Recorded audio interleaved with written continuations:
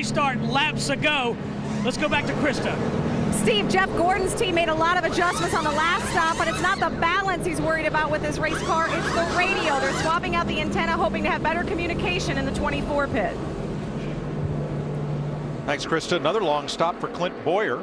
Well, they're making a Jimmy Johnson chassis adjustment, but these guys here are having a terrible time on pit road. The 48 guys are. That right front guy, I don't know what's going on. I know exactly what's going on, but I think Steve can tell us. Yeah, they're trying to make a camera adjustment, Larry Mack. They cut an air duct hose on that 33 so they could adjust the camber. That car has been a handful all night. And in simple terms, camber in the front wheels is how much you lean it in at the top on the right front. Helps the car to turn, but the downside, it'll start making the car loose or actually wear the inside of that right front tire out. Well, we talk about taking big swings and making aggressive adjustments. That's pretty aggressive. Yes, it is. 183 of 400 laps complete. Matt Kenseth, your leader. Thank you, race fans, for all your support. Enjoy today's race, and please keep us all in your thoughts and prayers. That's the crew of the USS New York, forged from steel of the fallen World Trade Center and currently docked on Manhattan's west side for Fleet Week. Lowe's joined the USO in a salute from the troops, and you can post your salute to the troops at lowesracing.com/summer salute.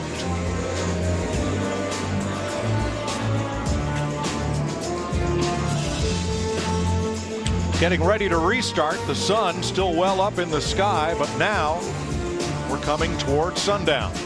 Well, the drivers, their cars are starting to get a little bit of grip. We still have our trouble spot going into turn 3. The sun is still hitting on that, but now the driver needs become more aggressive. The crew chiefs, the teams, they can become a little more aggressive with their changes. When the sun goes down. Inside the car, the temperature in Tony Stewart's car right now, 126 degrees. That's down a bit. You see the readout out there? That red cord has bounced off one of the buttons and changed it to Celsius for our European viewers, but that's 126 degrees.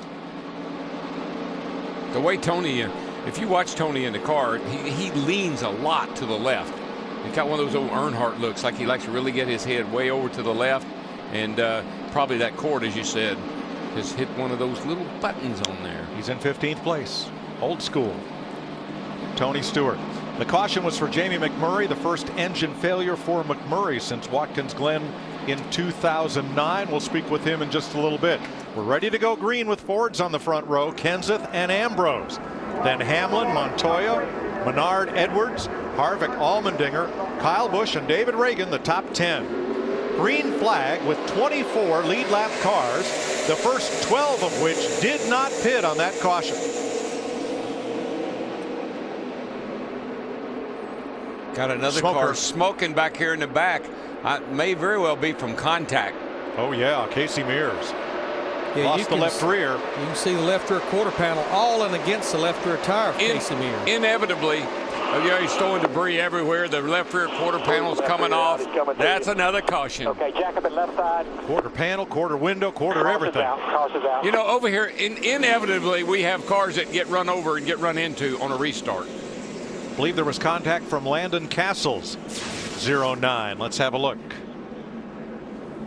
Right up on him, right up on him. And you see the 24 slows, the 20 can't go, and the accordion's back to Landon Castle in the 09. He gets in the left rear of Casey Mears in the 13.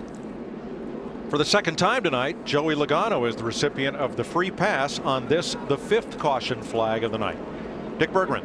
With Jamie McMurray, is it more difficult to take when you're running as well as you are? I mean, right up front when the engine blows, or doesn't it matter? Well, we haven't run as well this year as we ran last year, and our engineering department did a really good job on Friday. We didn't take the day off. They went into the shop and they reworked a lot of the geometry in the front end and came up with something completely different. And the car was completely different on Saturday. So I was just excited to have a car again that I thought we contended with, and I think the cooler it got, the better our car was going to be. But it's just the way our season's gone. I have to say thank you, though, to Johnny Morse and Bass Pro Shops real quick. He took tracker boats off the side of our car and let us put Joplin, Missouri on it. Everybody knows the tragedy that happened there and it meant a lot to me personally that he let us put Hope for Joplin, Missouri. And hopefully we made some people proud. I know that they need some cheering up right now. Joplin is Jamie's hometown. He's going to go there on his way to Kansas. And we're certainly thinking about the folks there and in all of the areas that have been ravaged by the storms and tornadoes of the recent weeks. Caution out in Charlotte, nearing halfway. NASCAR Sprint Cup Racing on Fox is sponsored by Pizza Hut. At Pizza Hut, get any pizza, any size, any toppings for one amazingly low price when you carry out. By Verizon, with a wide selection of tablets from the people who know them best. And by American Ethanol, American grown, American made, powering NASCAR.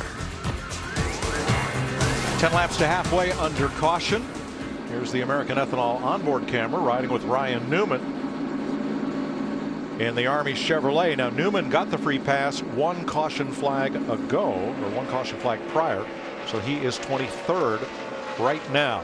Matt Kenseth, who's having a career resurgence this year, is our race leader. 25 lead lap cars, 9 different leaders, 15 lead changes, and we're working the 5th caution of the night. 4 of the top 8 drivers in the field right now have not been to victory lane in a NASCAR Sprint Cup Series event. And this year, the sport's biggest crown jewel, won by rookie Trevor Bayne, driving for the storied Wood Brothers. Then we go to the Southern 500, and a single car team out of Denver, Colorado, with Regan Smith goes to victory lane at Darlington. Tonight, will we see our 3rd first-time winner in 2011? Marcus Ambrose. I mean, I don't care where I win, to be honest with you. So if it can be one of the big premier events of the season, I'll take it. At the same time, you know, I'm not fussy.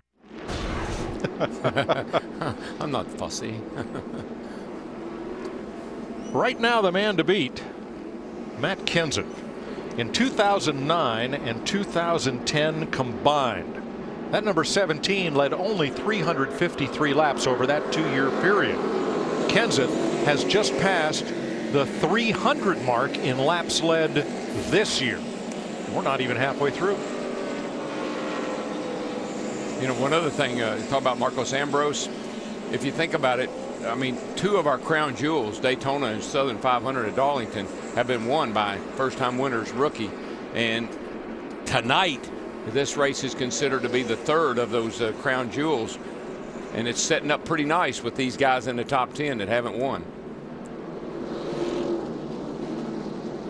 This July, baseball's biggest stars will gather in the Arizona desert for a spectacular night in summer's biggest event. Fox brings you every thrilling moment of the 2011 Major League Baseball All-Star Game. Tuesday, July 12th, coverage begins live from Phoenix, 8 Eastern, 5 Pacific, only on Fox. Here in Concord, North Carolina, just northeast of the Queen City of Charlotte, 8 laps to halfway. Matt Kenseth in command. Marcus Ambrose, Denny Hamlin, Carl Edwards, Juan Montoya the top 5, then Allmendinger, Menard, Reagan, Harvick, and Kyle Busch the top 10. Pace car dives to pit road, completing the 5th caution period of the day. Ready to restart. Green flag, let's crank it up.